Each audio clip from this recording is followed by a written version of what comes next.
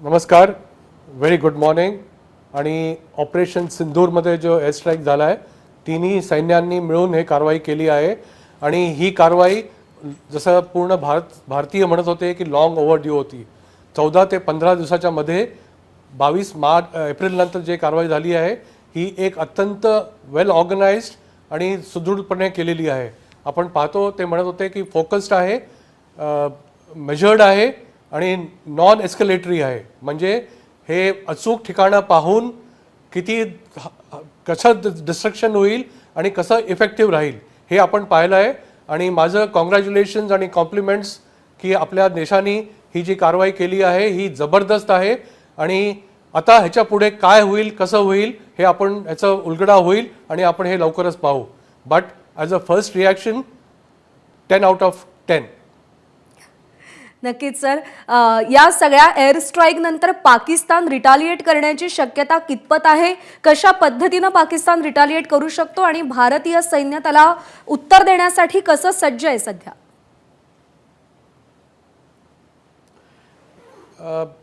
सुरुवात पाकिस्तानने केली. नेहमी सुरुवात तेच करतात. आपण त्यांना त्याचं प्रत्युत्तर दिलं आहे. रिटॅलिएशन पाकिस्तान करेल, पण मला वाटत नाही की मोठ्या प्रमाणात करेल, कारण त्यांना त्यांची कॅपॅसिटी आणि केपेबिलिटी माहिती आहे. त्यांची सध्या काही कॅपॅसिटी नाही आहे, केपेबिलिटी तर बिलकुल नाही आहे. त्याच्यामुळे जेव्हा ते रिटॅलिएट करतील, कारण त्यांना पब्लिक सेंटिमेंट्स पाहून रिटॅलिएशन करावंच लागेल, कारण लार्ज स्केल डिस्ट्रक्शन झालं आहे आणि लार्ज स्केल त्यांना मॅनपॉवर आणि तिथे बाशिंदे उडवले गेलेले आहेत. त्याच्यामुळे जेव्हा रिटॅलिएशन करतील हे आपल्यासाठी एक ॲडव्हान्टेजेस पोझिशन आहे. कारण ॲडव्हान्टेज असं आहे की त्याच्यानंतर आपले हात पूर्ण खुले असतील आणि आपल्याला काय करायचं आहे आणि कसं करायचं आहे ह्याची आपल्याकडे तयारी आहे आणि आपण हे करू शकतो. सर, या सगळ्यामध्ये आणखी काही प्रश्न निर्माण होत आहेत. तुमच्याकडे पुन्हा येते काही महत्त्वाचे अपडेट आपण घेऊया. भारतानं ही 9 टार्गेट्स का निवडली? तर बहावलपूर, जैश ए मोहम्मदचं मुख्यालय आंतरराष्ट्रीय सीमेपासून 100 किलोमीटर दूर आहे.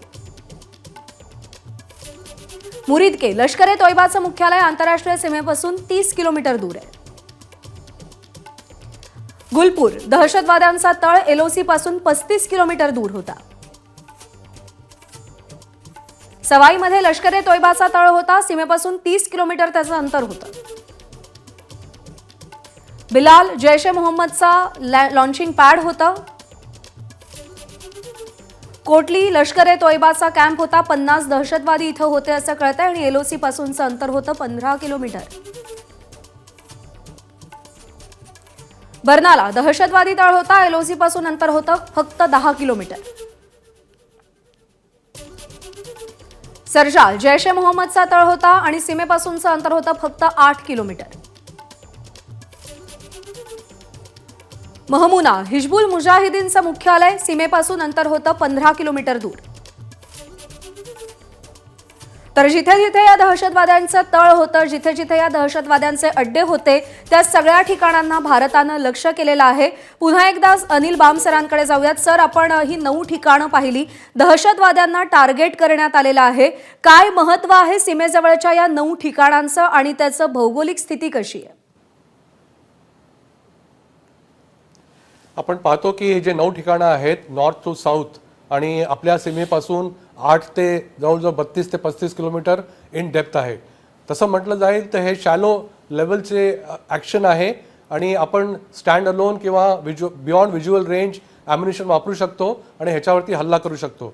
जो इफेक्ट होतो पोस्ट डॅमेज असेसमेंट आपण जेव्हा करतो तेव्हा आपण पाहतो की जो इफेक्ट आहे आपल्याला तो खूप जबरदस्त आहे. कारण हा एक मेसेज आणि संदेश पाकिस्तानला द्यायलाच पाहिजे होता की तुम्ही जे केलं आहे हे असं नेहमी वारंवार चालणार नाही.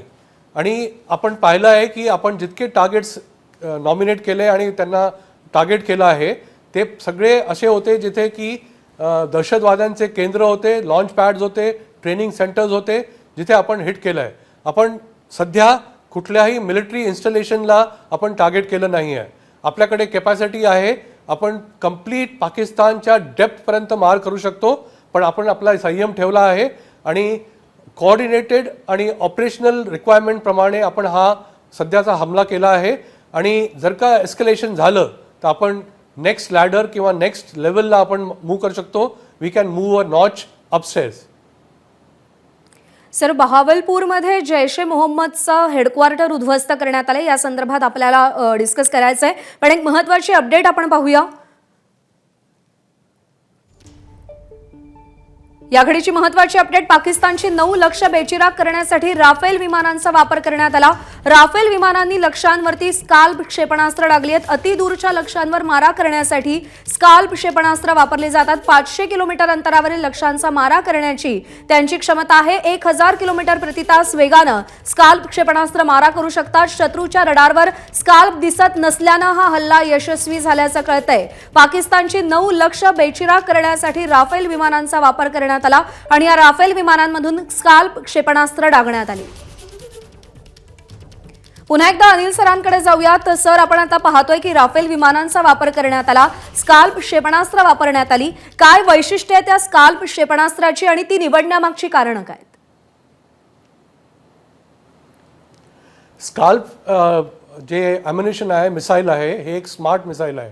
ह्याला एकदा प्रोग्राम केल्यानंतर डिपेंडिंग ऑन द रेंज, किती रेंजवरती फायर करायचं आहे, कुठला लॉन्च पॅड आहे, कुठल्या हाईटवरनं ते फायर केलं आहे आणि टार्गेट कुठलं आहे, हे लॉयटरिंगचं पण काम करतं. ज्याच्यामध्ये की मिसाईल स्वतः आपल्या टार्गेटला होम ऑन करतं, त्याच्यावर लॉयटर करतं आणि करेक्ट वेळेला त्याच्यावर जाऊन पियर्स करतं आणि उद्ध्वस्त करतं.